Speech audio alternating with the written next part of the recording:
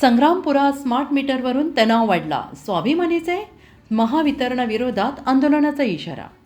विशाल मुरुक, प्रतिनिधी, संग्रामपूर. येथे महावितरणाच्या smart meter बसवण्याच्या प्रक्रियेवरून नागरिकांमध्ये तीव्र नाराजी निर्माण झाली.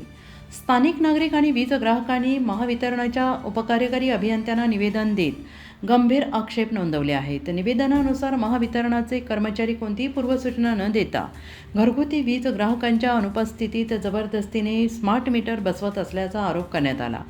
ही पद्धत अन्यायकारक असून ग्राहकांचा विश्वास न घेता केली जाणारी आहे.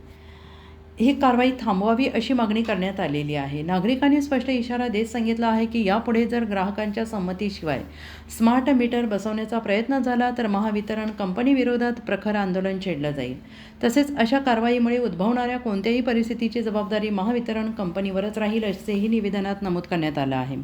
लोकशाही मार्गाने सादर केलेल्या या निवेदनाची गंभीर दखल घेऊन तात्काळ योग्य ती कार्यवाही करावी, अन्यथा आंदोलनाचा मार्ग अवलंबला जाईल असा इशारा स्वाभिमानी शेतकरी संघटना युवा जिल्हाध्यक्ष विजय ठाकरे यांनी दिला आहे.